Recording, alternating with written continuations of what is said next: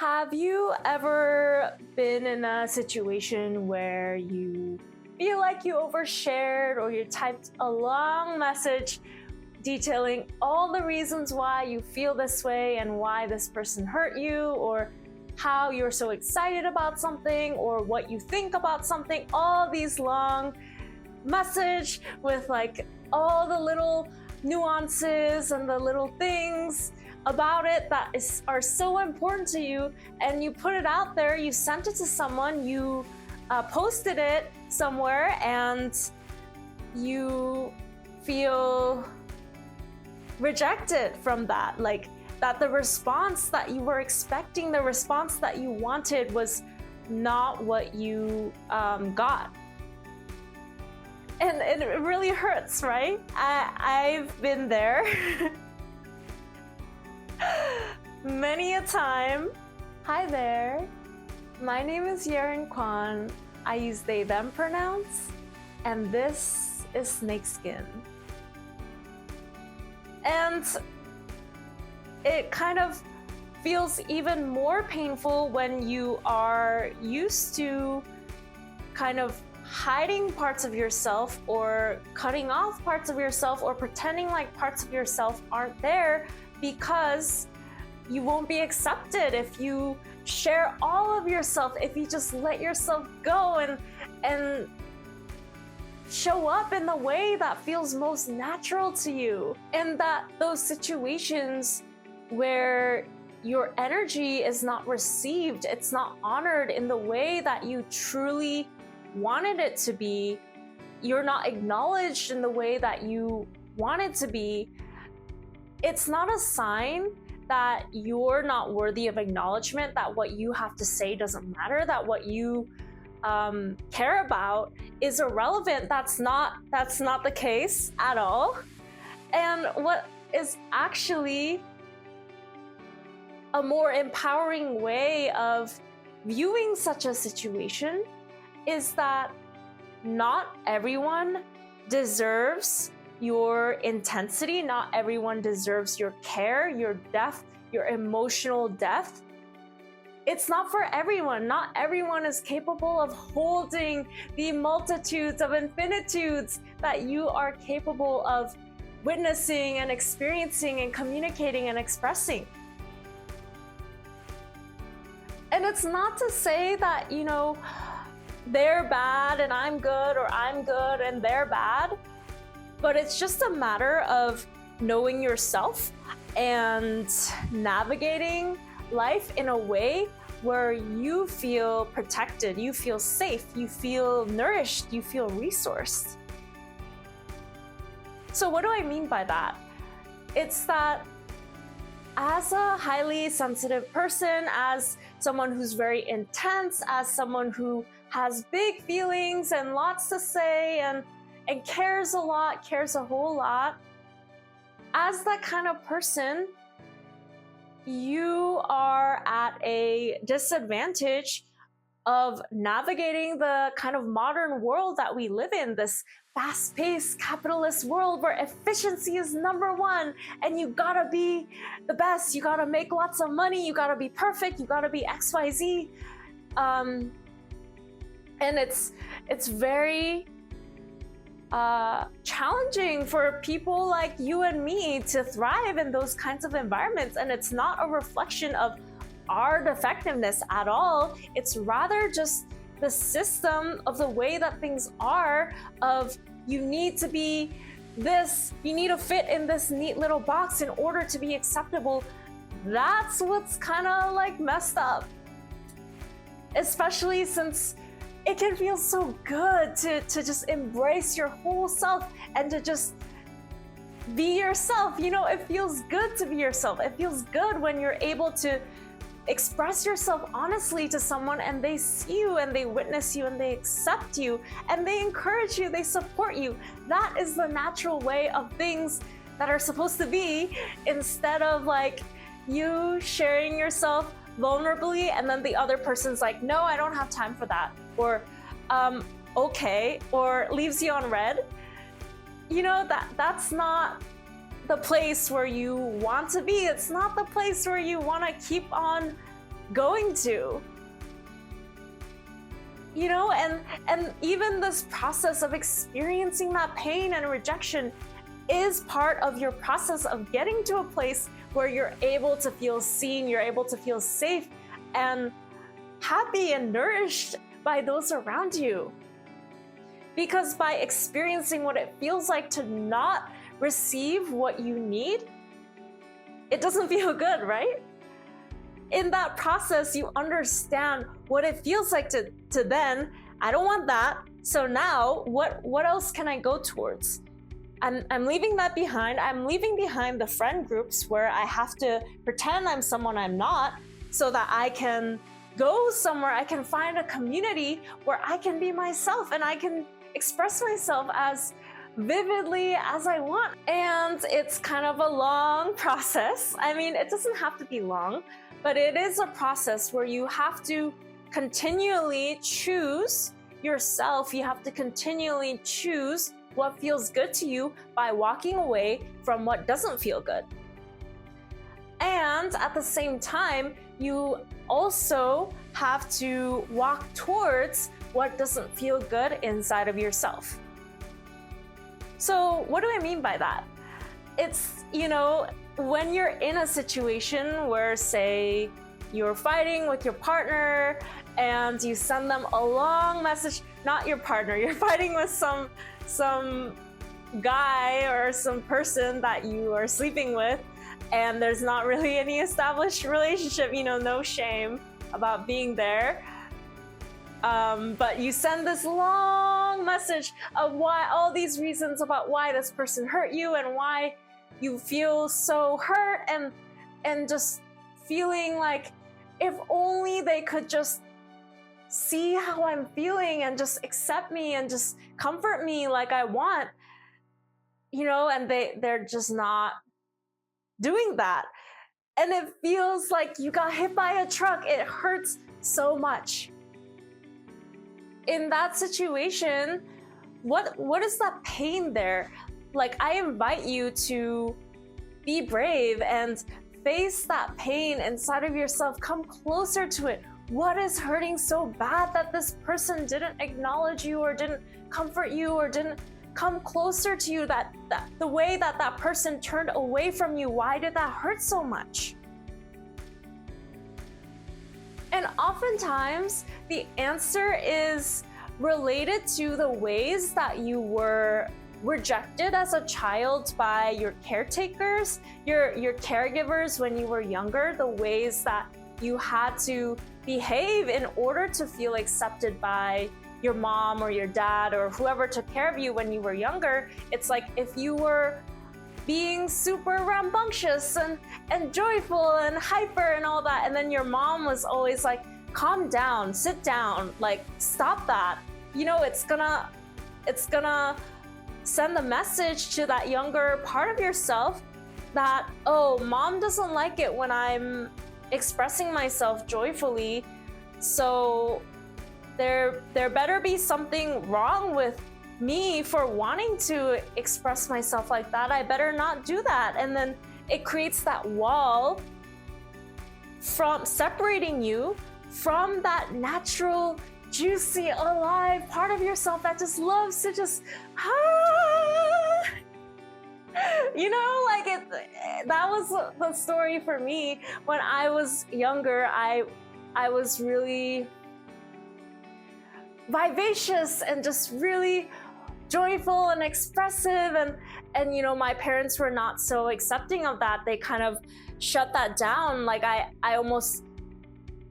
struggled for years with this sensation of feeling like parts of me were cut off so that I could fit into the box of what my parents expected of me.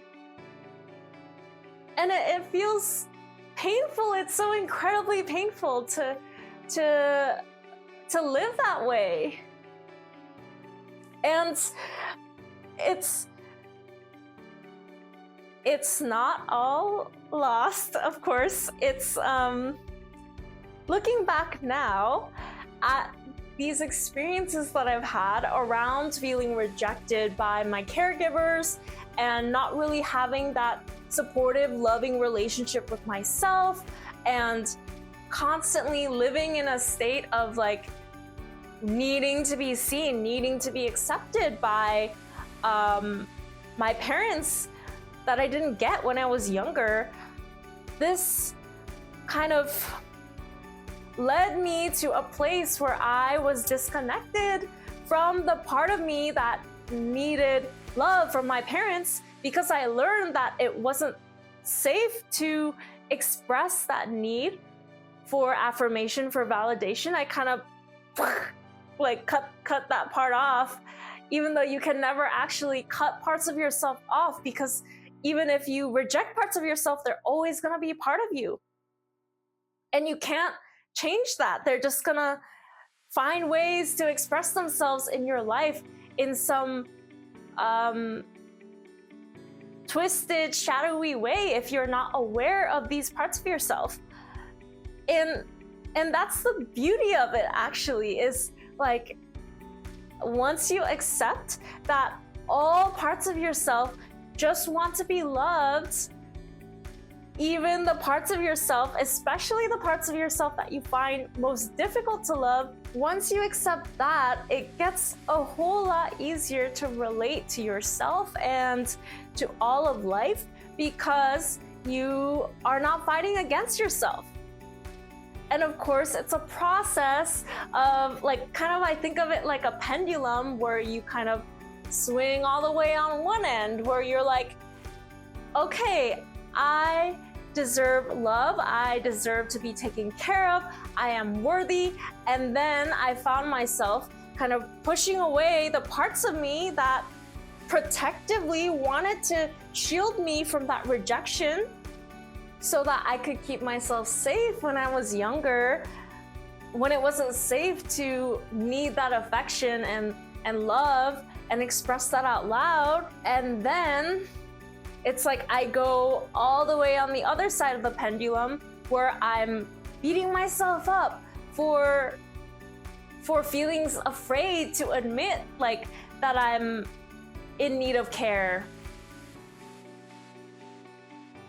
And then back and forth until it's like it never stops going back and forth. But it's like the more that I'm aware of what's happening on each side of my perspective, it's like I don't have to be so harsh on myself about it. I don't have to get so worked up about it. It's just, I see that, hey, my younger self is in need of some love.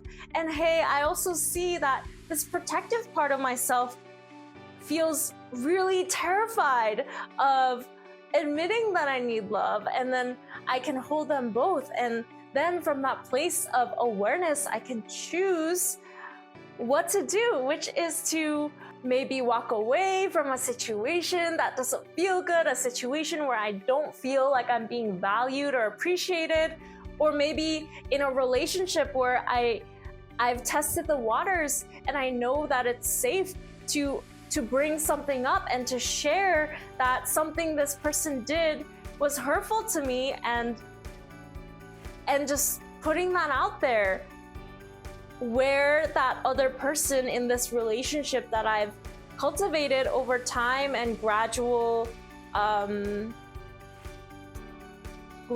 deepening of intimacy, where I know it's safe, it still scares the hell out of me to say, hey, it really hurt me when you didn't respond in this way, or when you didn't acknowledge that I shared this.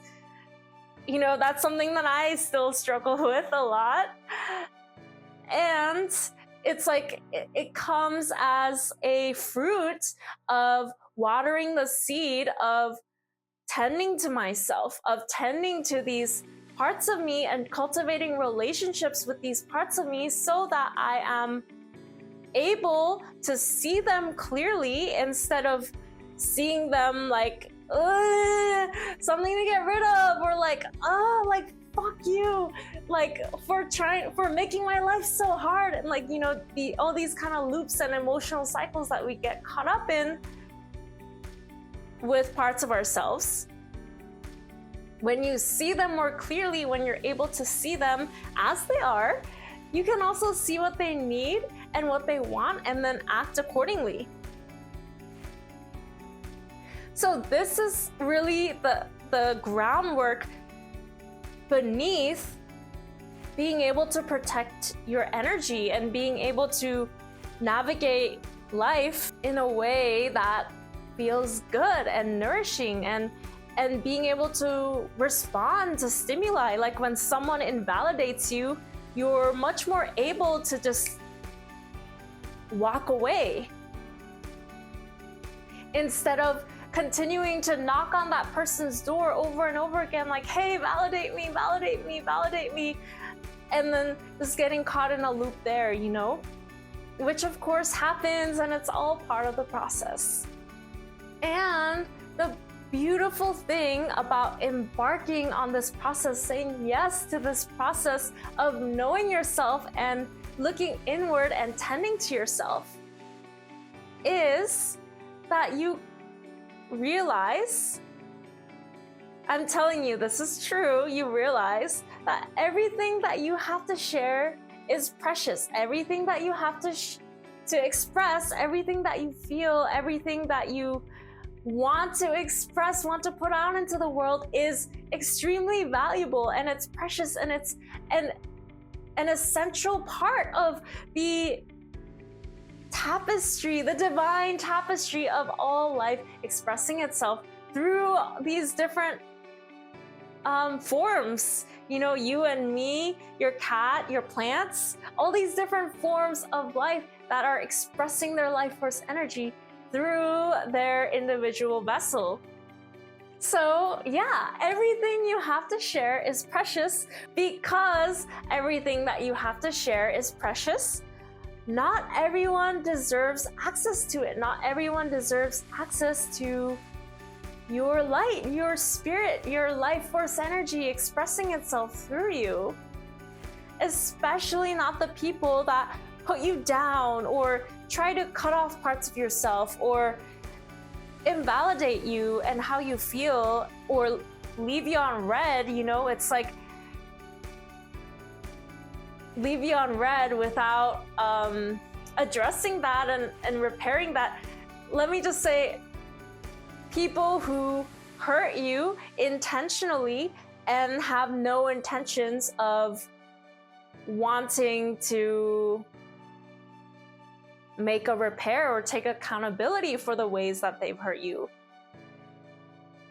Because you are valuable. You deserve to feel loved. You deserve to be happy. You deserve to have your needs met. And that's just true because you are alive.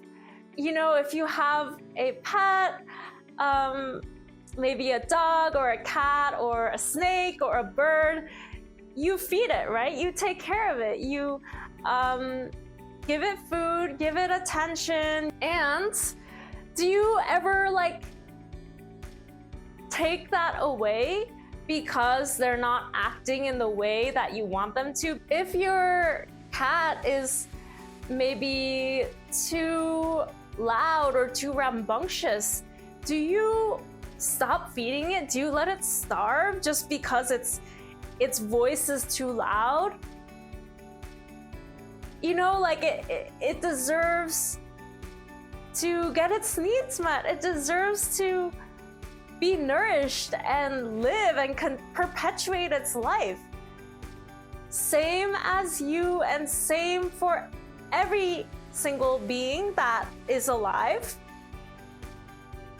And life is this process of figuring out how to sustain yourself. That's what it is for all of us, from the smallest single cell prokaryotic organism to us humans. You know, it's all this process of moving away from predators and looking for food and looking for ways to sustain ourselves. And there doesn't have to be a narrative of shame wrapped around that. And part of looking for what we need is these higher order needs that humans have for being seen, for being accepted, for being loved, for being cared for. So basically, You deserve love, and there's nothing wrong with you for finding ways to make sure you get that need met. I feel like I kind of went on like a way different direction than I expected with this video. And I'm not gonna be mad because that's what showed up. That's what came pouring forth from me today. So yeah, I'm really glad that you are here. I'm really glad that you're here. And thank you for watching. And if you liked it, please like, subscribe, comment, all that jazz, and let me know in the comments. When was the last time you walked away from something because you did not feel like it was serving you? Because you always have the right to do that. You always have the agency to make that decision for yourself. All right, lots of love to you.